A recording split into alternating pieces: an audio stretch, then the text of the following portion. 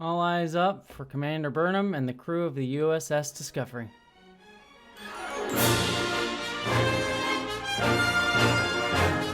Well, hello there, interwebs, and welcome to what is, sadly, my final review for Star Trek Discovery, as we'll be looking at its series finale titled Life Itself. Yes, of course, it has been a long road getting from there to here over this 5 seasons of Star Trek Discovery, and we have finally reached its end. So as per usual, I'm going to stay spoiler free up front and then get into spoilers in the back half. And also, for those of you who are interested, this is going to be mainly just focusing on this episode in particular. I'll probably wax poetically a little bit about Star Trek Discovery as a series and this season also overall towards the end of the review, but I am planning on, if I can find the time between the premiere of my own movie coming up in just a few weeks, to write a longer season and series overview for my main channel. So be on the lookout for that sometime in the next few weeks.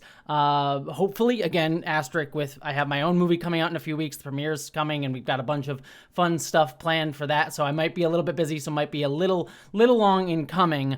Which, by the way, check out the teaser trailer for my movie down below. It'll blow you out of the water. I swear. If you have not seen it, go watch it. I am very excited. I think it holds up in quality with actual TV shows. So just very pumped about all of that. Anyways, enough about me. I am planning to do a larger overview in a little bit. So we're just going to be mainly talking about this series finale here.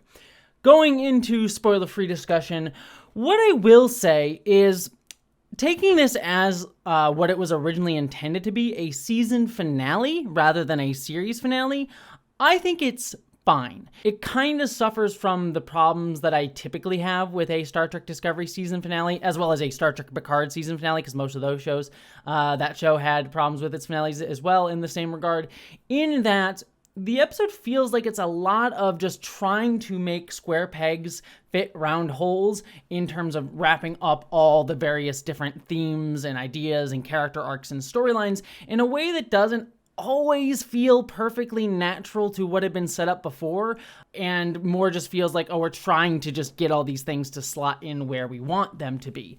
And as a result, there are a few moments where I can really see the strings being pulled in this finale to try to get the resolution to these character beats that we've been building all season in ways that don't feel entirely satisfying.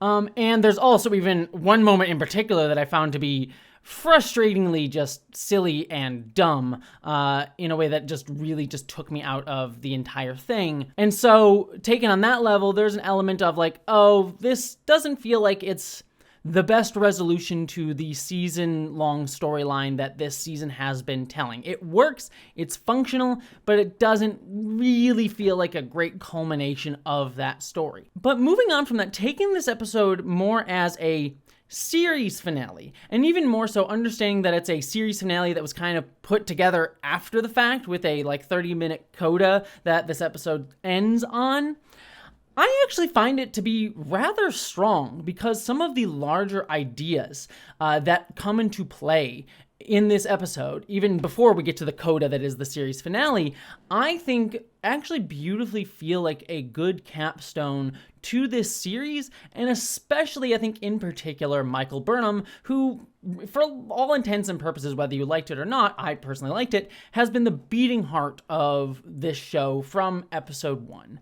And I think where this episode leaves her, and the series finale coda that we get here sort of extends out, I actually think is a really good place to leave Burnham. I think there's so much more we could tell with Burnham, and I wish we could see it in more seasons of Star Trek Discovery, and as they clearly intended to have. Or, this is Star Trek. Burnham can always show up somewhere else, whether it be in one of the numerous Star Trek spinoffs, we're getting a movie, comic books, things like that down the line. So this is certainly not the end of Michael Burnham's storyline, but certainly it's the end of Star Trek Discovery's storyline for her. And in large part, this feels like a a good ending, especially considering what the writers had to work with to deliver this ending. Is it as strong as I think they would have been able to deliver had they known going into this episode that it was going to be a series finale? No, but I think with what they had to work with, I think they really did deliver something that feels cumulatory of the series and actually brought a tear to my eye in the episode's final few moments. So it leaves me with this very bittersweet taste in my mouth. Bitter because I know they wanted to tell more. It feels like they could easily tell more, and you can see the seams of where this episode kind of had to be sort of stitched together to make that sort of series finale. But it does leave me with a feeling of resolution, of culmination, and a feeling of, if this is all we get of this crew, I feel satisfied, wanting more, but satisfied. And, sometimes that is the best place that you can leave someone, feeling like they want more, but feeling like they got enough. And so, yeah, I'm still bittersweet about it. This is far from a perfect series finale or even a season finale, but I think there is enough good here to just leave me on a very sweet and happy and sad note in all the right ways with Star Trek Discovery. Oh, and also, there is one particular, let's just call it Easter egg for now. I don't want to say too much more, that left me, in particular, very excited. If you've seen the episode, you already know what I'm talking about, but I was in love with it. But we'll have to talk about that in spoilers. So if you have not seen the episode yet, jump off here, and I'll see you in a little bit. Alrighty, now that we're in spoilers, let's just go straight through the episode and talk about everything as it leads into the series finale of Star Trek Discovery.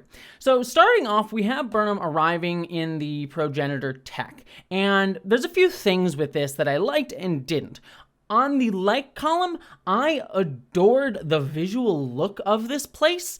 Just the endless, expanse of it, the weird, windows that we got off to the side, the glowing beams. It was just, I've never really seen something quite like that in a Star Trek show. And so I thought it was really nice and a good use of the volume, a piece of technology that I have very mixed feelings about, generally leaning towards negative. But this actually felt like a good use of it. On top of that, I love the jumping into different worlds that we get here, and the worlds having different elements of them, like Burnham having to do a super wind jump off the rock to get back up into the progenitor tech. I thought that was really, really wonderful. The negatives that I have on this are, one, just some questions I have, are those windows just open eternally? There are just these random doors into the progenitor tech on random worlds throughout the galaxy? That feels strange to me that she was able to, come back through at different points. It didn't really feel fully explained. Maybe it's just because there's people in there and it's activated, but was confusing to me. And then the other thing, too, while I liked the look of the place overall, I really did feel that some of the filmmaking let it down, because there's moments in the dialogue where Burnham says something like, oh, there are windows to other worlds that I'm seeing. And by that point, we hadn't really got a good shot of the window. So I was very confused, and it just felt like the camera and the visuals could have better articulated how this place was supposed to work. It just left me scratching my head a little bit. And I did eventually get it, but it just didn't feel like the dialogue and the visuals were really working in tandem, and the VFX, I should say, were all really working in tandem to tell me a story rather than just present me a place that the character happens to be in. The same thing sort of happened later on when Burnham opens up a 3D dimensional portal with her hand later on with the shadow. I like the concept of it, this 4D dimensional place that she opens up. But the camera felt weird, because then you lose your sense of anchoring in place, because she says, oh, I'm standing by this light pole and I'm able to open up this 4D dimension. But then on reverse shots, we lose the light pole. So I just didn't have a good sense of space and geography within here, which could be part of the intention, but it really more feels just confusing. So that is kind of a negative of the space. But visually, design-wise, and I think it looked great. We also do have Maul and Burnham kind of forming an alliance here. And I do really like that Maul ultimately does not trust the Federation. She is someone who doesn't seem like you trust big organizations, but does come to tentatively trust Burnham? Jeez, I don't know what's going on there. Does come to tentatively trust Burnham because Burnham has had something similar happen. She lost someone she loved, Book, at the end of season 4, and got him back, which makes them connect. And also retroactively makes my least favorite part of the season 4 finale, Book's like miraculous resurrection, slightly better. I mean, I love Book. I didn't want him to die, and I'm glad he's still around, but just that fake out death was just frustrating. So I'm glad that there's at least a little bit of a justification for it one season later. That makes it a little bit better in my mind, but what are you going to do?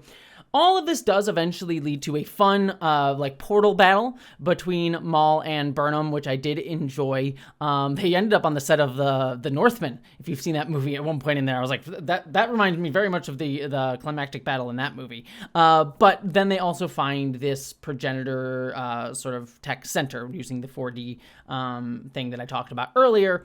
However, this does lead to my biggest qualm with this episode, which is the triangle puzzle. Because we had this idea of, make one from the many. And as soon as I heard that and I saw the triangles, I'm like, you just make one big triangle with the other triangles on the outside of the edge. Like, that's a, like, I don't know, elementary school riddle that I've solved in, like, elementary school. And so I thought that that's just what it was. But then, number one, Maul, like, betrays Burnham and is an idiot and just makes a big triangle to activate things, and that just feels like, it just makes me really annoyed at Maul's character for being an idiot and for being frustrating and betraying. It just made her look dumb and stupid, and it kind of just is like another piece on the pile of me just finding Maul kind of annoying, as I found her throughout the last, like, couple episodes of this season. So that was just silly. And then also just having this idea of, like, find the one in the many just being a simple puzzle that Burnham's able to solve very quickly on her own just felt anticlimactic on one hand, and also on the other hand felt like there could have been more to that. Like, I feel like this whole idea of find the one in the many is thematically just resonant with the idea of Star Trek, right? Like, many people coming together to form something greater than the sum of their parts. And I think that that's what they were going for, but I wish that had been more literalized. Like, Burnham and Maul had to work together despite their differences, rather than Burnham just solving a, pretty silly, easy puzzle. It felt very, very anticlimactic and dumb when thematically it's fine, but you could have just done a little bit more with it on a character level. This does, however, lead to Burnham meeting the progenitor, which I thought was very cool, and I really liked how, again, thematically some of this discussion went, because it kind of ties into resolving Burnham's character overall, and also Star Trek Discovery to a degree. And I think that this is where this episode really shined for me, which is the progenitor first saying they found this technology. So I liked the idea that the progenitors actually aren't the originator of all life in the galaxy, but that it's been a series of creator and created just throughout time finding this technology. Because number one, leaves a mystery open, like who actually created this tech? And I love it when Star Trek just leaves mysteries that we don't get answers to. It makes the galaxies feel much bigger. And so by taking this thing, this like definitive answer we got in The Next Generation, and actually making it a bigger mystery that does not have an answer, possibly ever, I actually think is a strength of this choice. Two, while it doesn't necessarily fix the whole evolution has a direct purpose problem that Star Trek sometimes runs into with this concept of like, evolution has a track that we're just on, when in reality evolution is just a process that continually changes based on numerous factors like environmental factors and things like that. It doesn't necessarily fix the progenitors kind of fitting into that misconception, but it does kind of open it up a little bit more to kind of have a broader context.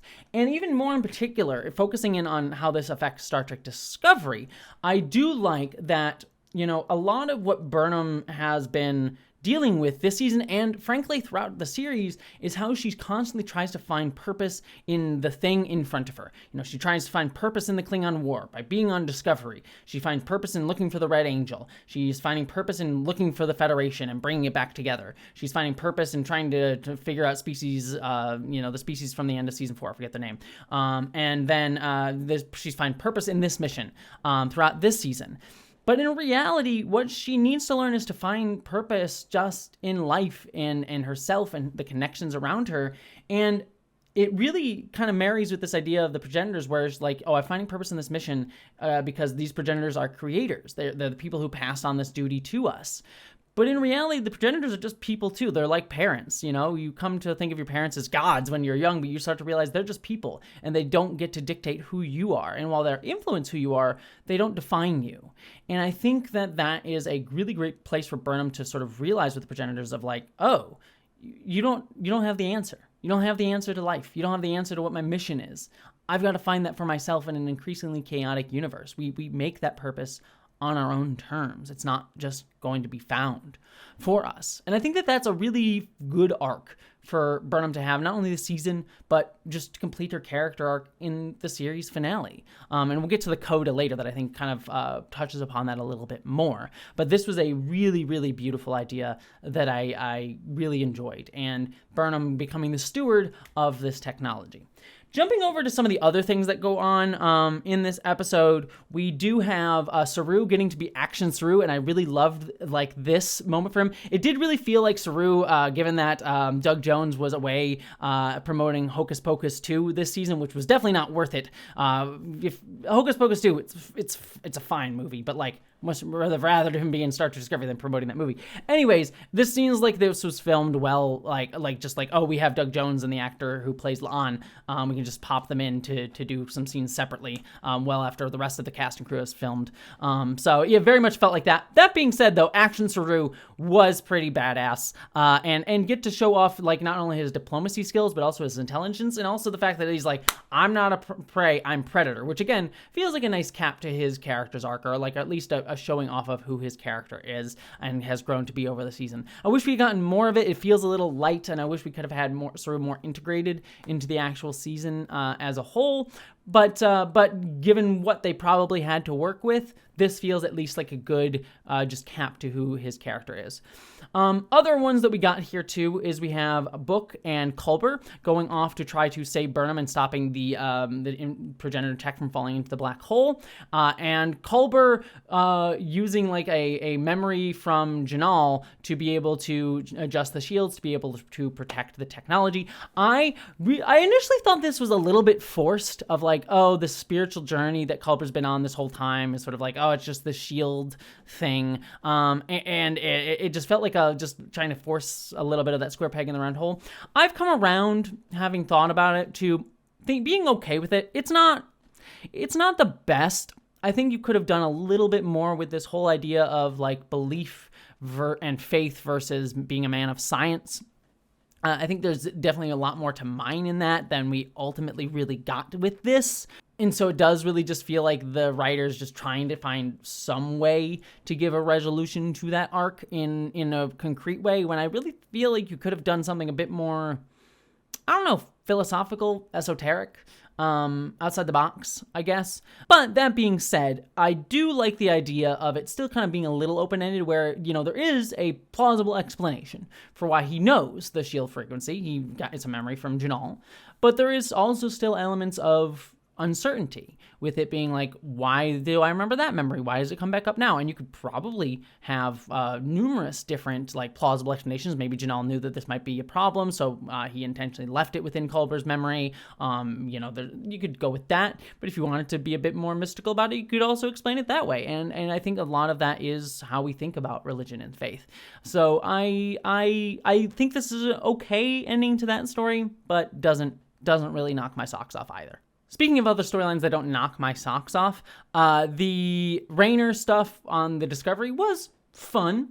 I did enjoy seeing Rayner get to captain the ship. I wish he had gotten a chance to face down to Hall, whatever that other Breen that Saru faced off with was, that has a connection to Rayner. It feels like that would have been an interesting sort of capstone to him, where he is a bit brash, and maybe being confronted with something from his past would have made him feel like he should be brash, but instead he chooses to be more laid back and take the lessons that he learned from Burnham to heart. We get a little bit of that here, where he chooses to be more compassionate to the Breen when they split up and pull an Enterprise D and split the Discovery and have them spore jump between them and sending them to the galactic barrier, which I guess the Breen are on their own USS Voyager mission now, in wherever part of the galactic barrier they got left in. But he does choose to be compassionate and not just murder them outright, which feels like a decent culmination to him, but feels like it could have just been a little bit stronger. But it is also nice seeing him in the captain's chair and commanding the crew that he has come to know and help work effectively. And that feels like an actual culmination of his arc throughout this entire season. So I did enjoy that. It was another one kind of like the Culber storyline where it works, it's functional, but doesn't really hit as hard as I really think they could have if they wanted to like make it like really, really punch with him. But it still does feels good and climatory. So all that's fine. The other thing that I do want to quick mention here is we do get Locke not coming back to life. I was actually kind of shocked at that. Discovery and Star Trek generally, like Picard has done this too, has been known for its season finale resurrections. We had Book in season 4 get resurrected. We had Picard in season 1 of Picard. We had Elnor in season 2 of Picard. I'm sure there's a few others that I'm not thinking of. So poor Locke, he doesn't get some of that end of season resurrection magic that other characters get. But I do actually kind of like that there is an element of like you can't bring back what's gone. Things change and people die. That's just how it goes. I think again could have done a little bit more with that, and potentially the show would have in another season if they brought Maul along for the next season, because she does kind of wrap up very quickly. It has one little quick scene with Book, which doesn't feel like it resolves their arc at all that much, but at least it's something. So it's just one of those, like, I think it's good to not bring Locke back. I like that. But again, just feels like there could have been more, but also, maybe there was intention to be more, and ultimately we just aren't going to get it, sadly. So yeah, that was one element that I like, but doesn't knock my socks off. What does knock my socks off, though, was after everything's said and done, Burnham does choose to get rid of the progenitor tech. Liked that. I thought that was a very good choice in being like, we do have infinite diversity and infinite combinations. We don't need to dictate others' destinies, and we can find our own purpose in each other. And I like Stamets having to come to terms with, it's not about finding purpose in the legacy. It's about finding purpose in the journey of life that you're on. That feels like a good resolution to Stamets' arc throughout this entire season. And coming from Adira, I think is kind of nice. That being said, though, I do wish we had gotten, again, they didn't know it was a series finale, so I'm not going to fault them too hard on this, but I do wish we had gotten a bit more between Culber and Stamets, considering they are Discovery's first couple, and also Star Trek generally's first queer couple, main character queer couple. And so I wish we had gotten a moment for them. I'm not going to fault Discovery too hard for that. They might have done that if they had known this was a series finale and had the chance to do so, but unfortunately we didn't get it. So I wish we had gotten some more of that. Also wish we had gotten another scene of Grey, Ian Alexander. I was hoping there would be some circling back to him at some point, but sadly that was not the case. So yeah, a little bit saddened in terms of the queer folks on Star Trek Discovery in this finale, but I mean they're not necessarily done a disservice to, but I believe they deserved a little bit more of a attention in a series finale like this. But again, what are you gonna do? I don't really blame the show for that all that much. I blame CBS and Paramount for that. Moving on, though, we do have Burnham meeting with Kovich, and I loved this scene because we got the revelation that Kovich is actually Daniels. Yes, Agent Daniels from Star Trek Enterprise, the Time Agent. Holy crap. I know many of you know that I was hoping that the revelation was that Kovich would be Future Guy, one of the sort of minor antagonists from Star Trek Enterprise's first two seasons or so. And that sort of being an ongoing mystery for the show.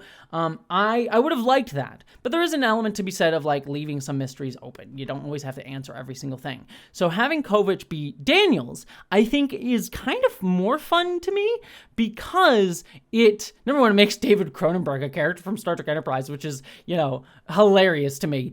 Famed director David Cronenberg is a Star Trek Enterprise character of all things. That just warms my heart a little bit. But also also it adds more mystery, right? Because it's like, what is Kovich doing? Supposedly the Time War should have ended during Star Trek Enterprise. So like, is he still messing with time? Does he still have other intentions? Like, there's just more questions that him being Daniels raises, and I kind of like that. I kind of like there just being more questions that I don't really need resolution to. I don't need those answers, but I like them being out there. I like there being unsolved mysteries in Star Trek Discovery and Star Trek generally. So I think that that's kind of fun. As a Star Trek Enterprise fan, I was like, this is cute. It's a bit of a nostalgia play, but like nostalgia for a very specific subset of Star Trek fans who give a crap.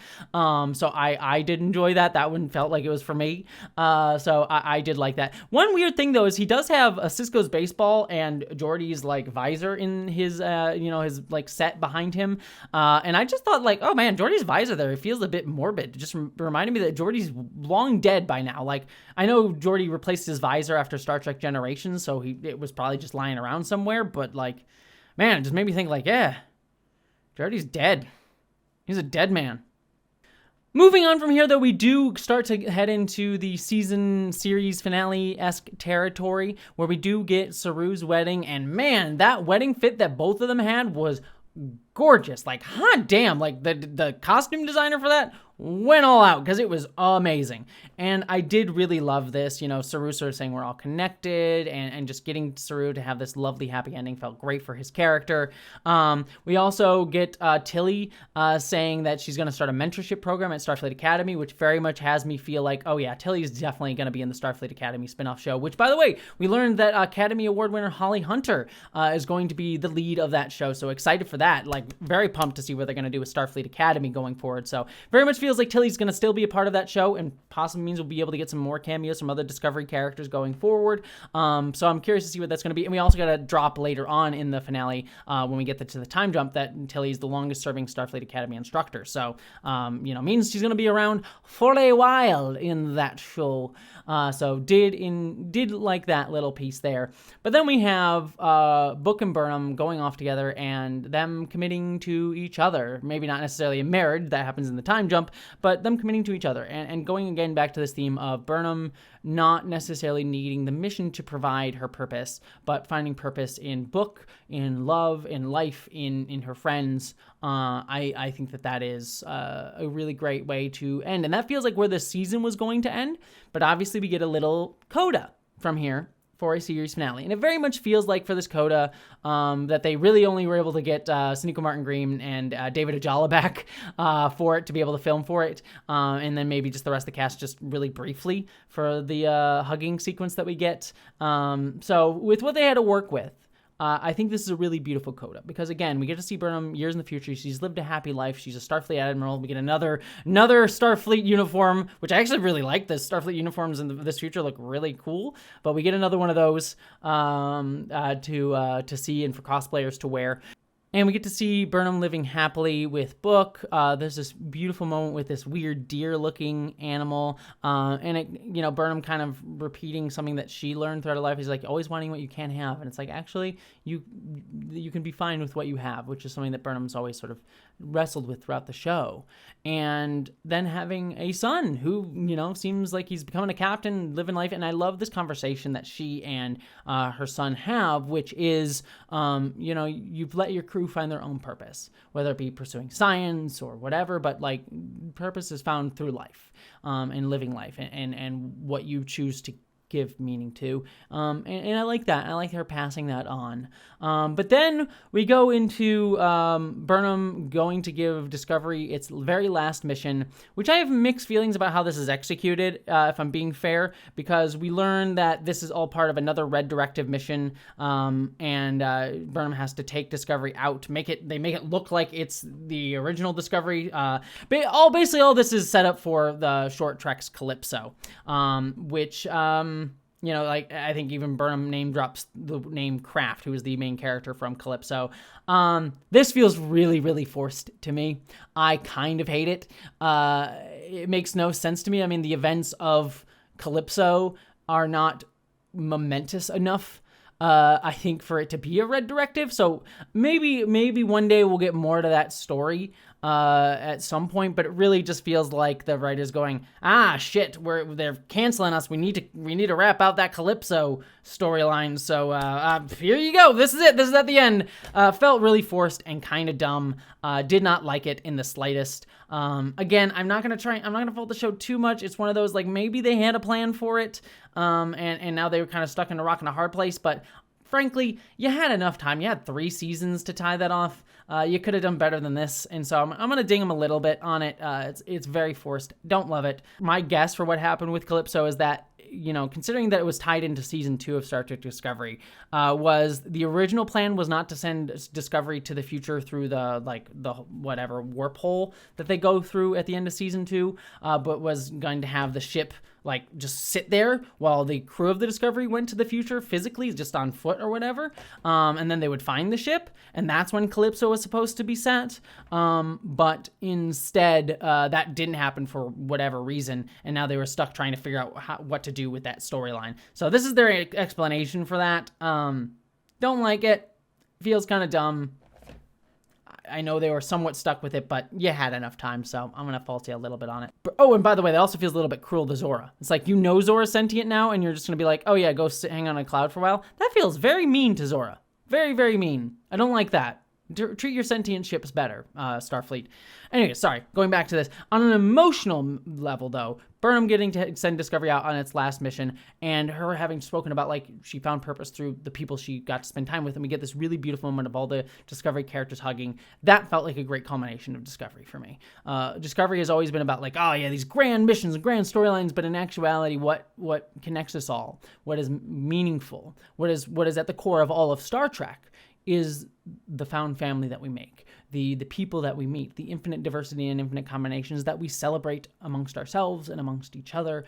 That's what Star Trek is. That's what Discovery is always centered upon. And that moment, I think, was really beautiful and actually brought a tear to my eye. So Burnham sending Discovery out on its last mission felt emotionally and character-wise really great, even if some of the plot beats of it are a little bit in my book.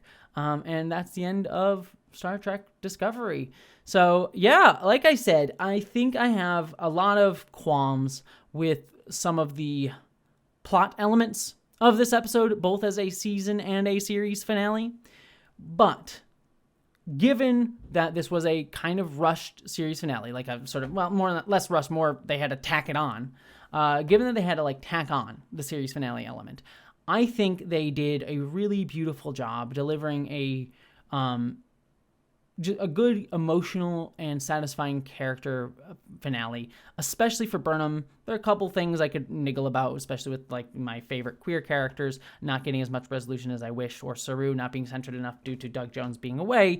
But given what they had to work with, given the elements and tools that they had, I think this is the best we could have hoped for, and I think I feel very happy with it. And ultimately, just to wax a little poetically, like I said I was going to, about the series and season as a whole, I think a lot of these criticisms I have of this finale are kind of indicative of the show, right? I think Discovery is far from a perfect show. And I think a lot of my problems with it always come down to a lot of plot things. I love some of the ideas and themes and stories that they come up with, but they aren't always resolved in the most satisfying or fully resolved or well thought out ways in my mind. But what I think has always been Discovery's strength and power has been its constant centering on the core ethos of Star Trek, which is infinite diversity of combinations, celebrating difference, celebrating what we see as other as actually part of ourselves and something we can relate to. And then also its characters and its emotion. One of the things that's always constantly hurled at Star Trek Discovery is, it's emotional Trek, they're too emotional. But for me, I think that's one of the beautiful things of Discovery, that, Star Trek, I love it so much, but it can get a reputation for being a little bit cold. But I think what Star Trek really is, if you look past that cold veneer that sometimes people think about it, I actually think it's a very, very emotional show. A show that shows us that our delight and love and caring for each other is core to everything that humanity hopes to build in a brighter future that Star Trek displays to us. And to do that, we need to follow our emotions. We need to follow our caring. We need to follow the things that tie us and bind us together. And I think Discovery has always centered that.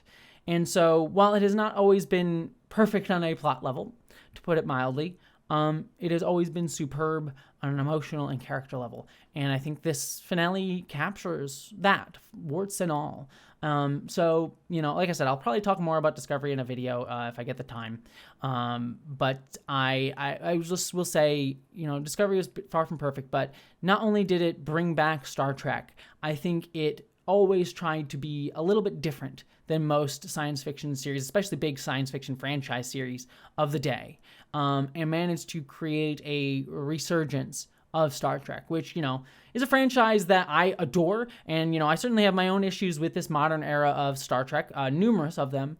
But I think overall is a series whose message we desperately need today, more and more and more. And I thank Star Trek for reigniting my love of Star Trek, for giving me a family of Star Trek friends and fans that I was able to find through Star Trek. Hell, it was part of what gave me this channel. A lot of my early work on not only this channel but my main channel was reviewing Star Trek Discovery and reigniting my love of Star Trek. So Star Trek gave me that.